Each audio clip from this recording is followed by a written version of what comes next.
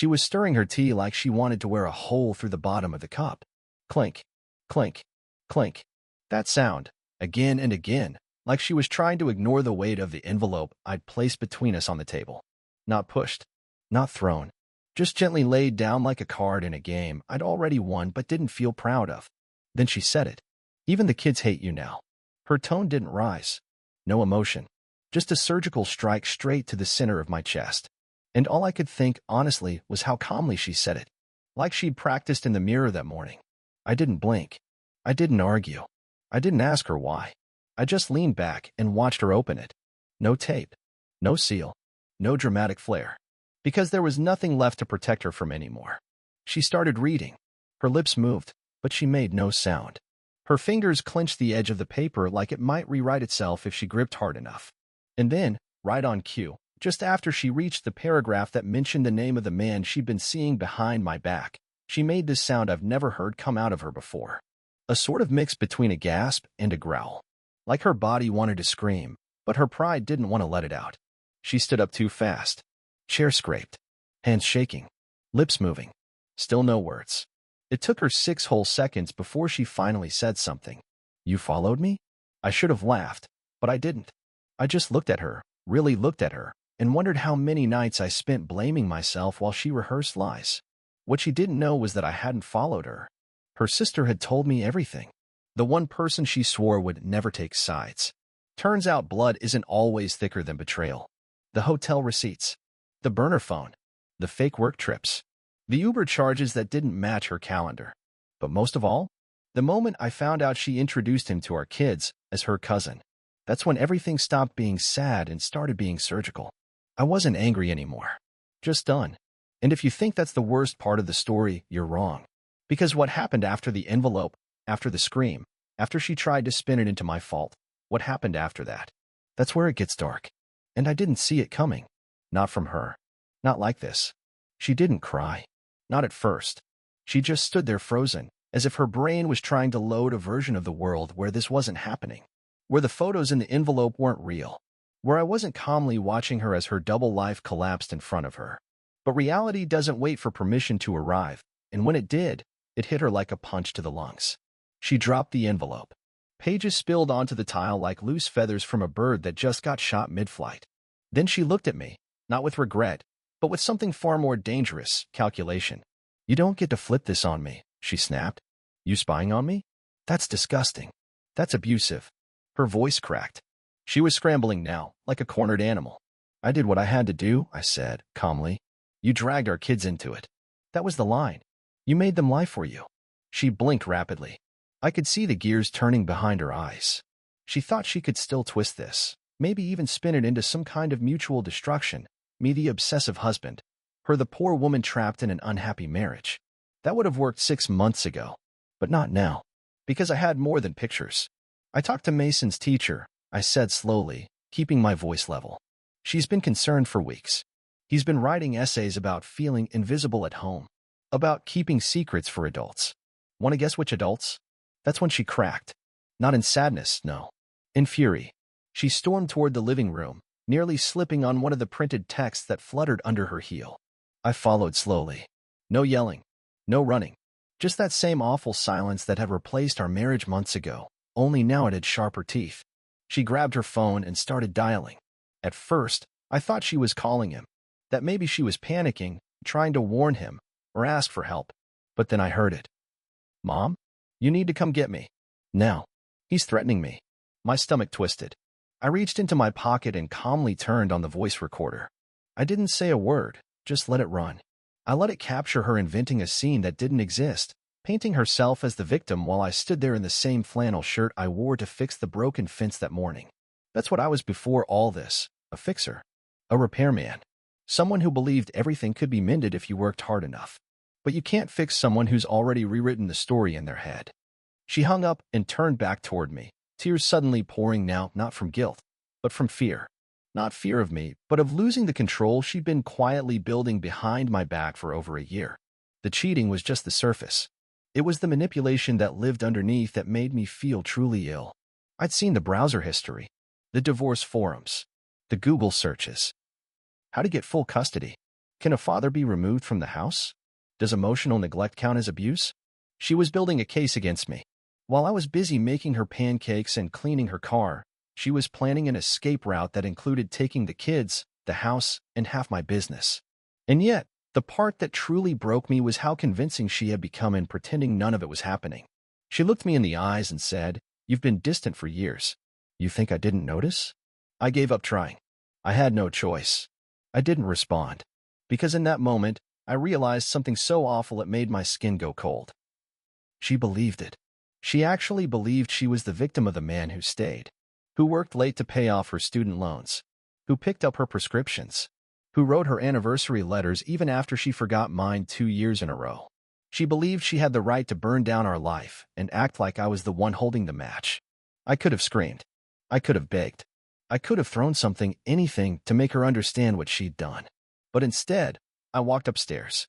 Not to cry, not to pack, but to open the safe where I kept the second envelope. The one with the real truth. The part she didn't even know I knew yet. And when she found out what was inside that one, she'd do a lot more than scream. I never meant to become someone who planned things. I was always the kind of guy who reacted, who patched things as they broke, who assumed a little love and patience could straighten out most messes. But when you live with someone who's rehearsed every lie down to the timing of their tears, you either learn to outthink them, or you go under. I didn't want to become a strategist, but my wife didn't leave me a choice. Upstairs, the hallway felt longer than usual. Maybe that's how it is when everything familiar turns dangerous. The photos on the walls, the family beach trip from 3 years ago, my daughter's ballet recital, that stupid picture of us at the pumpkin patch, suddenly felt like museum pieces from a life I barely remembered living. A life where I still mattered. A life where she looked at me without contempt. I reached the end of the hall and opened the closet. In the back, under a stack of winter sweaters she hadn't touched since her affair began, sat a locked box no one ever asked about. Inside it, among birth certificates and old tax records, was the second envelope. This one didn't contain photos. No, this one held agreements, and signatures, and a confession, one I never expected to get. You see, months ago, before I even hired the private investigator, I went to the person I should have feared most in this situation, her ex-husband. She always talked about him like he was the devil, emotionally manipulative, unreliable, cruel in quiet ways. For years, I hated the man without ever meeting him. And then I did. And what I found was a guy like me. Tired, withdrawn, still wounded, still spinning from what she did to him. It didn't take long for the walls to come down once I said her name. He gave me everything. The custody battle. The restraining order she tried to file after she cheated on him. The old emails. The recorded conversations. A sworn affidavit from a therapist they saw during their final year together, one that never made it to court because she destroyed the session notes before discovery. Turns out, she had a playbook. And I wasn't the first man she'd run it on. The envelope also contained a legal document, one that made everything personal. It was a signed agreement from when she and I first started the business together. Back then, I let her become a silent partner on paper so she could feel involved. But after speaking with a lawyer and providing evidence of marital misconduct and intent to defraud, I was able to execute a quiet removal of her name from the LLC 2 weeks ago. The business, my shop, my guitars, my livelihood, is now legally and solely mine. I'd also changed the beneficiary on my life insurance, removed her name from the house deed. She never paid into it, despite what she told people, and sent a formal request to the school asking they not release the children to anyone but me until further notice. Copies of the affair photos and related documentation were already filed under a sealed motion with my attorney, prepared in case she tried to retaliate legally. I wasn't just one step ahead. I was already gone. But the real dagger wasn't in the paperwork. It was the audio file on the small black flash drive inside the envelope. I hadn't even planned on using it, until she looked me in the eye and played the victim. Until she dared to say the kids hated me. She didn't know that a week earlier, while she was out running errands, I'd picked up the kids from school and taken them to get ice cream. I didn't ask leading questions. I didn't plan anything. I just listened. And Mason, my son, the one who stopped saying goodnight to me, the one who flinched when I walked into a room lately, he said, "Dad, is it okay that I don't like him?" I asked who he meant. He said, "That guy Mom calls Uncle Ben. He's not her cousin. He kissed her once when he thought I was asleep on the couch." And then my daughter, 9 years old, looked at me with those serious, soft eyes and said, "Are we going to live with you now, Dad? Because Mom said you don't care about us anymore." But I think she's lying. I hit record. It was all there. Their voices. Their truth. And I hadn't played it for her yet. Downstairs, I could hear her pacing.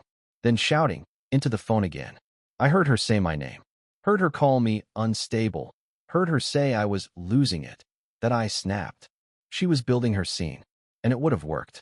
If I didn't have the ending already written. I went back down, the envelope in hand. She turned, startled, and her face twisted the second she saw it. She stepped back like it was a weapon. "What the hell is that?" she demanded. "It's the reason your next phone call should be to your lawyer," I said. "Because whatever performance you're putting together down here, it won't matter once the judge hears what's on this drive." She lunged for it. She actually lunged. And I didn't move. I let her take it. Because what she didn't know, what she never once stopped to consider, was that she was being recorded. Right then. Right there. That moment of panic. That wild, unhinged lunge. The threats that followed. Everything was being documented. Not by me. By the security camera I installed 2 nights ago above the bookshelf. Hidden inside an old hollowed-out copy of the Odyssey. Appropriate, right? Because this wasn't a short story anymore. It was an epic. And she'd just written her own downfall into it. She didn't know about the camera. That was the most delicious part of it. Not the revenge, not the rage, but the quiet satisfaction of watching her unravel in full, raw color from 2 different angles. Her body language. Her voice. The way her entire act collapsed the moment she thought she had no audience. What she didn't know is, she had won. Me.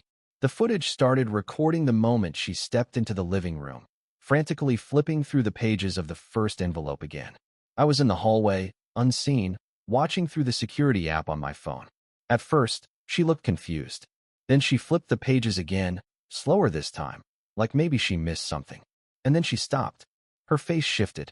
I could actually see the second she realized something. This wasn't just a betrayal report. This was a legal perimeter. She was boxed in. Everything around her was closing in, and every door she thought she could sneak out of had already been quietly bolted shut from the outside. By me. She started pacing again, chewing her lip. Then came what I expected, the fake 911 call. I swear to God, watching her flip into full-on actress mode was surreal. She started crying on command, voice trembling just the right amount. "Yes, I'm afraid. Yes, he's acting erratic. He's not letting me leave." And then she looked at the front door, hesitated, and added, "He might be armed." I couldn't even feel anger anymore. Just cold. Mechanical. Numb. Because by then I understood something crystal clear. This wasn't the first time she'd done this to someone. It was just the first time she'd picked a man who saw the trap before he stepped into it. I walked into the room while she was still on the call. The panic on her face was instant. She shoved the phone to her chest and hissed, "What are you doing? You're making this worse for yourself." I walked to the shelf, pulled out the hollow book where the hidden camera sat, and turned it toward her with slow, deliberate calm. Her eyes followed it like it was a live grenade. I didn't even need to speak. She knew. The phone fell from her hand. Her mouth opened, closed, opened again. Nothing came out. I walked over, picked up the phone, and held it to my ear. "Officer, this is Lowell Carter. The person you're speaking to is in the middle of an emotional breakdown and has made several false allegations. I have video proof of everything she's done today. You're going to want to send someone neutral." And then, just like that, I hung up. She didn't scream this time. No, she begged. Not with words. With eyes. With silence. Like if she just stood still long enough, maybe I'd forget what she did. Maybe I'd give her that one last out. She always relied on pity. But I was past the point of pity. I was past the point of anything. Because the damage wasn't just to me anymore. It was to the kids. And when you hurt them to protect your own fantasy life, that's the point of no return. She finally spoke. "I can explain. I didn't mean for it to go this far." My God. That sentence. That's the line people use when they've been driving 100 miles an hour straight toward a cliff and suddenly see the edge. She meant for every part of it. The lies. The manipulation. The custody prep. The affair. The smear campaign. She just didn't mean to get caught. You know what the worst part is? I asked her, calmly. It's not even the cheating. I could have lived with that. People mess up. They fall apart. But you used our kids as chess pieces. You made Mason lie to me. You scared Lauren into thinking I didn't want her anymore. You made them question reality because you needed a clean exit, because you didn't want to look like the villain. She looked down. Look at me, I said, my voice firmer now. You wanted to destroy me. You wanted to walk away with the house, the kids, the money, and still be the hero in your version of the story. But guess what? I held up the second envelope. I read the script before you started the performance. She sat down on the edge of the couch like her legs had given out. And that's when I gave her the final blow, not loud, not violent, just a quiet sentence that stripped her of every last illusion she had left. They don't believe you anymore. Not the kids. Not your sister. Not your mom. They all know. She looked up like I'd slapped her. What? What do you mean they know? I mean, I told them the truth. I showed them. Her breathing got erratic. You showed the kids. What? The videos? The documents? No, I said. I showed them you. I didn't even have to say anything. They saw you just being you. And they finally understood who you are. For the first time that day, she looked genuinely afraid. Not of me. Not of being caught. But of being alone. And that's when she said the thing that broke me more than all the cheating ever could. You wouldn't really take them away from me, right? I didn't answer. Because that's when the knock came at the door. Not the cops. My lawyer. With a notary. And in his hand? The third and final envelope. The one she had to sign, whether she wanted to or not. Because her lies had already burned down the bridge. And all that was left was paperwork and ashes. She sat there frozen as the knock echoed through the room again. But this time it wasn't drama. It wasn't shouting or threats. Just quiet, professional rhythm. I didn't have to look. I already knew who it was. And the moment her gaze drifted toward the front door, and she saw the outline of a tall man in a gray suit through the frosted glass, something in her finally cracked, not theatrically, but inwardly. The kind of collapse that happens when someone realizes they're out of rope, and there's no more bluffing to save them. I opened the door slowly. Julian stepped inside without a word. Calm, focused, dignified. He'd been preparing for this moment as carefully as I had, and the fact that he showed up in person, with the notary and the signed consent orders, wasn't just legal formality. It was strategy. Because if there's one thing I've learned through this, it's that people like my wife only understand consequences when they come wrapped in official seals and neutral witnesses. Julian greeted her like a banker might greet a stranger cashing a check under surveillance. Courteous. Dry. Absolutely unshakable. Miss Carter, he said, we've brought a packet that requires your signature. Per the stipulations discussed in the temporary emergency motion filed yesterday, these documents reflect adjusted custody, immediate surrender of joint financial assets, and full removal of your access to the children's school records until further review. Her mouth opened, but Julian raised a hand, not rude, just firm. There's a notary here. Everything is time-stamped. We encourage you not to contest today. You've already had time to review the preliminary discovery. She looked at me. I didn't say a word. I just placed the third envelope, the one that held the final pieces, on the table between us, next to the remnants of the first two. She opened it with trembling fingers. Inside were 5 things. Simple. Devastating. First, a printed transcript of the fake 911 call, pulled from dispatch records, complete with her false claims about me being armed. I'd submitted that already, and law enforcement flagged it immediately, because when they arrived 20 minutes after the call, all they found was her crying in the kitchen and me calmly folding laundry with both kids upstairs. No weapon. No threats. Just a tired father and a woman trying to control the narrative before it slipped completely out of her hands. Second, a series of screenshots showing she'd attempted to log into my business accounts the previous night, guessing passwords, triggering security lockouts, and leaving a digital fingerprint. She'd waited until after midnight, probably thinking I was asleep. She didn't realize I had alerts tied to every login attempt. My lawyer had already looped in a cybersecurity expert. It wasn't just petty. It was prosecutable. Third, a copy of a letter her cousin Ben had written me. Voluntary, unexpected, and absolutely shattering. In the letter, he admitted they'd been sleeping together for 10 months. But more than that, he confessed that she'd lied to him too. Told him she was separated. That I was abusive in subtle ways. That she was fighting for custody against an emotionally distant, neglectful husband. According to him, she painted me as a cold, joyless shell of a man who hadn't touched her in years. He wrote that he started feeling suspicious months ago when she refused to be seen in public with him. No photos. No holidays. No social media. She told him she couldn't trigger me, that I was unstable and might retaliate. so he backed off. But then she left her phone unlocked, and he found photos of me and the kids. Birthday cakes, dance recitals, backyard barbecues, love, normalcy.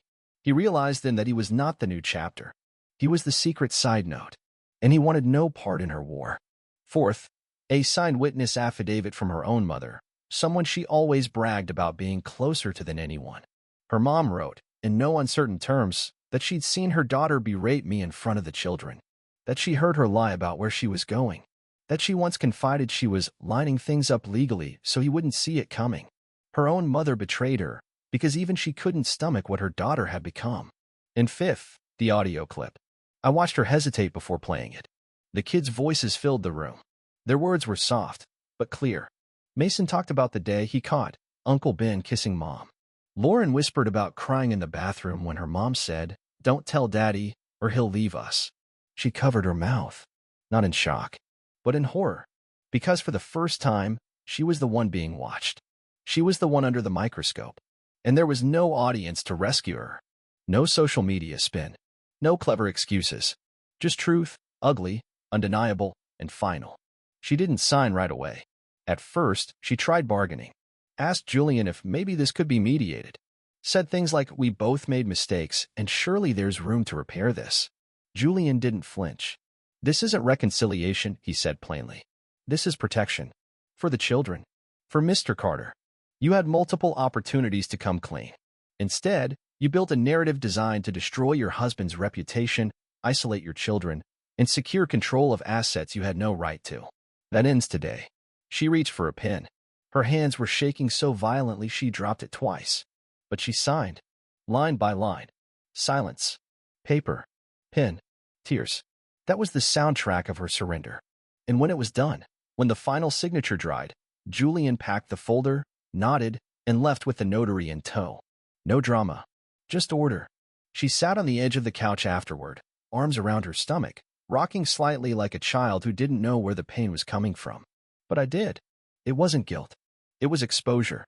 Because now, everyone knew. I stood at the door and looked back at her. The woman who once promised forever. The woman who taught me how to lose everything quietly. I didn't yell. I didn't say goodbye. I just left. And behind me, she didn't scream. She just whispered my name like it was already gone. I stood in the driveway for nearly a full minute before I moved. My keys were in my hand. My lawyer's car was already pulling away. The early afternoon sun should have felt warm, but I was cold. Bone-deep cold. Like my body knew something my mind hadn't caught up with yet. Because when the door shut behind me, and the signatures were collected, and her lies were boxed up with a notary seal, I didn't feel victorious. I didn't feel free. I felt hollow. I should have felt relief. But what do you do when the enemy wasn't just under your roof? It was in your bed, your memories, your laughter. I didn't go home that night. Not to the house, at least. I drove 3 towns over to a motel that smelled like old pine and cleaner that didn't quite cover the age of the carpets. I didn't even unpack. Just sat on the edge of the bed and listened to the muffled sound of traffic outside and the hum of the vending machine in the hall. I scrolled through my phone. There were messages. Dozens. Some expected, friends who'd heard from friends. Her sister, who texted me one sentence I stared at for an hour. I didn't know how bad it was until I saw the footage. Others were strangers, Ben, the affair partner, who wrote again to say he was ashamed to have been used as a weapon. I didn't answer. What was there to say? Thanks for confessing? And then there were the voicemails. 3 from her. I didn't listen to the first 2. But the third came in around 1:14 a.m. I hit play. She was crying. Genuinely crying. Not the clipped, rehearsed sobs I'd gotten used to. This was something rawer. She sounded like a woman watching her own life burn from a window she couldn't break open. I lied about everything, she said through breathless pauses. I lied because it was easier than facing how I'd ruined it. And you never fought back. You just held on. And I hated that. I hated how good you were. I needed you to be the villain, so I didn't have to be. I listened to that one twice. Not because I forgave her, but because it was the first time I realized what she'd been trying to do all along. Provoke me into becoming the man she accused me of being. And when I didn't, when I stayed patient, calm, logical, she lost control of the script. But it wasn't over. Not yet. Because I still had to tell the kids. Not just that things were changing, but why. And that terrified me more than anything she had done. The next morning, I met Mason and Lauren at my sister's house. She'd picked them up from school and kept them for the night, shielding them from the chaos like a fortress in sneakers and a worn hoodie. When I arrived, Mason didn't run to hug me like he used to. He stood behind the screen door, watching, cautious. Not afraid, just unsure. Lauren peeked around him, then gave me a shy wave. We sat in the backyard, the three of us, with the wind picking through the trees and the sound of a distant lawnmower breaking the silence. I didn't rush. I didn't unload everything at once. I asked them how school was, if they liked the lunch I packed in advance. Then Mason looked at me and said, "Are we moving again?" That broke me. I didn't cry. I didn't flinch. But something inside me dropped. "Not moving," I said. "Just shifting things around. So they work better." "Mom said you're mad at her," Lauren whispered. I didn't lie. But I didn't villainize her either. "I'm not mad. I'm just sad. Because I don't think we're going to be together anymore." They went quiet. And then Mason said something that nearly brought me to my knees. "Good." I blinked. "What?" He stared at the grass. "You were always tired, Dad. And she never smiled at you unless someone was watching. I don't think that's how it's supposed to be." And Lauren, soft but steady, added, "You always ask us how we're feeling. She asks us if we're behaving." They knew. They knew more than I ever imagined. And they'd just been waiting for someone to admit it first. I promised them that day I'd never lie to them again. That I'd answer any question, anytime, as honestly as I could. That I'd protect them, not just with courts and lawyers, but with my time, my ears, and my arms. And when we hugged, for the first time in months, it felt real again. But just as I started to feel like I could breathe, my sister came out with her phone, her face tight. "You should see this," she said, handing it to me. It was a screenshot. A Facebook post. Her post. Public. Long dramatic. Claiming that I'd emotionally manipulated her. That I'd trapped her with threats and recordings. That I was destroying our family image, and that the kids were confused and hurt. And the comments? Split. Half her old friends rallying around her, calling me a monster, saying I must be hiding something. The other half? People asking questions. Where's the proof? Didn't she say last year they were doing great? Didn't she cheat on her last husband too? She'd gone nuclear. And I knew then, this wasn't over. Not by a long shot. The courtroom was next. And she was going to try to bury me in public if she couldn't beat me in private. But she forgot something. Truth doesn't panic. Lies do. And I had all the truth I needed. The Facebook post stayed up for 3 days. 3 days of friends, acquaintances, and distant relatives commenting, sharing, screenshotting, reacting.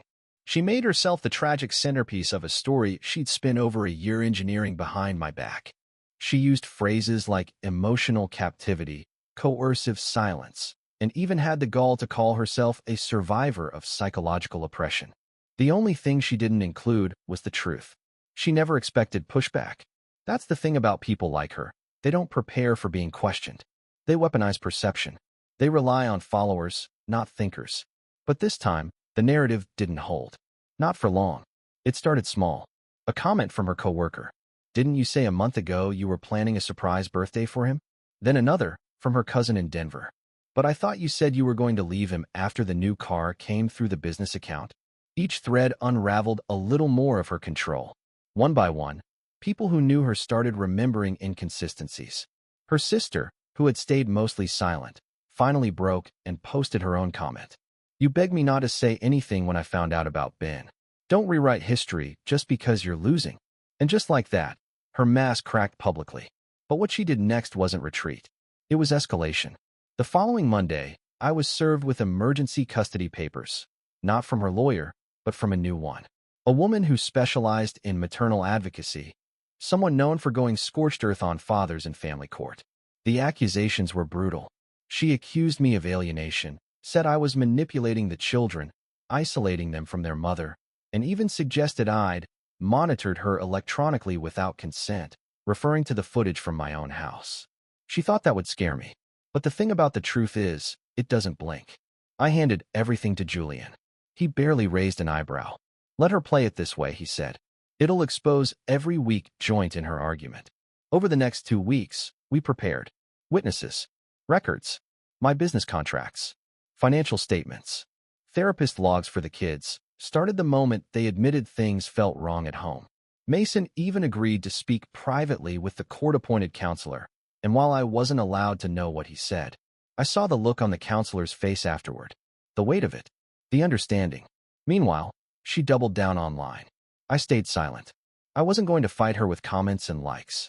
I was going to let the courtroom do what social media never could, force facts to matter.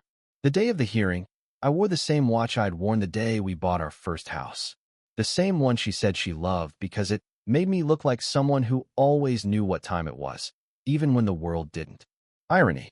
That was the word that floated through my mind as I sat in the courthouse lobby with a folder full of proof in a calm I couldn't explain. She showed up late. Dramatic entrance. Oversized sunglasses. No wedding ring. Perfectly done makeup with just enough smudge under her eyes to suggest she hadn't slept. A performance, through and through. But here's the part that still stuns me. She smiled at me. Not warmly. Not bitterly. But with this eerie composure, like we were partners in the same story, like we were about to walk into a theater and perform for the crowd. As if none of it, the lies, the affairs, the manipulation, had actually happened. She whispered, "You didn't have to make it this ugly." I just stared, because the ugliest thing wasn't the fight. It was that moment, the way she looked at me like she still believed she was in control, like I was just a prop in her production. But in court, the lights are different. They shine on things you can't hide. And when the judge called her name first and asked her to explain why she bypassed her current custody agreement and filed emergency motions with no substantiated risk, her entire script unraveled in seconds. Julian stood when it was our turn. He didn't raise his voice. He didn't tear her down. He simply laid out the chain of evidence like tiles on a clean floor. The audio, the video, the messages, the children's written statements, the timestamps, her social media, the contradictions between what she told the court and what she told the public. Then came the character witnesses. Her former friend from the PDA, her ex's sister, a neighbor who had overheard one too many late-night calls from her where she laughed at how easy it was to make people believe what she wanted them to. By the time Julian sat down, the judge didn't look angry. He looked tired. "Ms. Carter," he said, "you have a long road ahead of you to rebuild credibility in this courtroom. Until that time, full physical custody is awarded to the father, with supervised visitation to be reevaluated pending further review. And I suggest you strongly reconsider how you present your family matters in public." She didn't cry. She didn't yell. She just sat there, perfectly still, as if trying to figure out which part of the script she was supposed to turn to now. I didn't gloat. I didn't smile. I didn't even look at her as I walked out. Because victory in this case wasn't about winning. It was about ending something that had been bleeding me for too long. Outside the courthouse, the sky was overcast. I remember it clearly because everything felt still, like the earth was finally inhaling after months of holding its breath. My phone buzzed in my pocket. A message from Mason. "When can we come home?" I stood there a long time, staring at those words, before I replied, "Tonight. I'll leave the porch light on." But even then, I knew this wasn't the final chapter, because there was still one message I hadn't opened yet. A message she sent the night before court. One line. "If I can't have them, neither can you." And that sentence changed everything. That final message haunted me. I read it more times than I'll ever admit. That single sentence, "If I can't have them, neither can you," played like a loop in the back of my skull, echoing every dark possibility a parent never wants to imagine. I didn't sleep that night. I stayed by the door, pacing from window to window, checking every camera feed I had, double-checking locks, keeping my phone charged at 100%. Not because I believed she would hurt the kids physically, I didn't, but because I finally understood how far she was willing to go to protect the version of herself she had sold to the world. And when that version cracked, she'd rather blow everything up than admit it was fake. But morning came, and with it, nothing. No knock. No call. No news story. No twisted headline. Just silence. And sometimes silence is grace in disguise.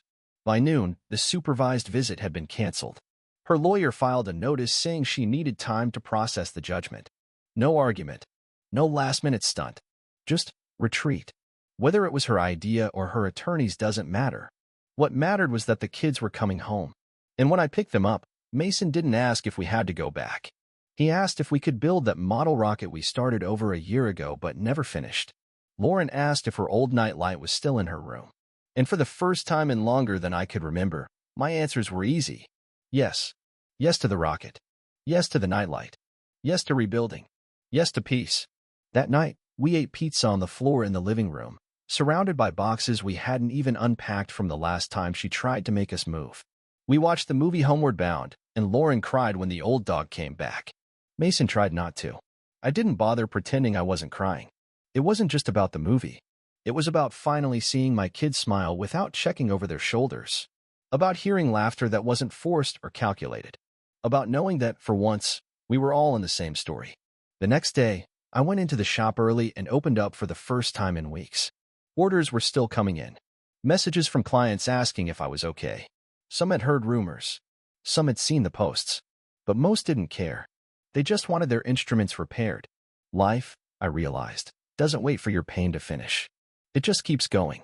And in a strange way, that helped me heal. Because moving forward meant she didn't get to define the rhythm of my days anymore.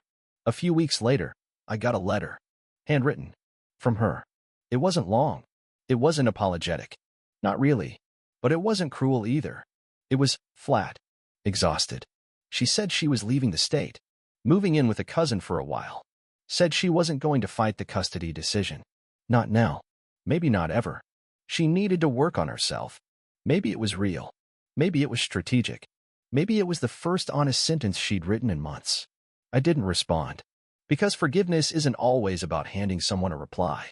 Sometimes it's about not needing one anymore. Months passed. The house slowly filled back up with warmth. Not noise, warmth. The kind that comes from cereal bowls left on the counter after a Saturday morning cartoon marathon. From backpacks tossed on couches. From overdue library books and burnt grilled cheese. Mason started opening up again. Not quickly, but with small things. He asked me about girls. Asked if I'd ever felt weird about my parents when I was 13. He even asked me once, quietly, "Do you still love Mom?" I didn't lie. I love the version of her I thought was real. But I love you more. And that's why we're here.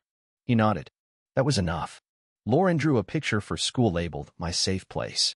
It was a drawing of our house. Our couch. Her nightlight. She drew me in the middle of it, holding both their hands. The last thing she added? The light on the porch. Still glowing. Still waiting. Still home. And I swear to you, that one simple crayon drawing undid something inside me that I didn't even realize was still broken. So, no, I didn't get revenge. I didn't go online and tell my side. I didn't destroy her name or write some viral expose to reclaim my dignity. I rebuilt it. Quietly. One smile at a time. One bedtime story at a time. One sunrise that didn't feel like grief at a time. The kids are okay. I'm okay. And the porch light's still on. Just like I promised.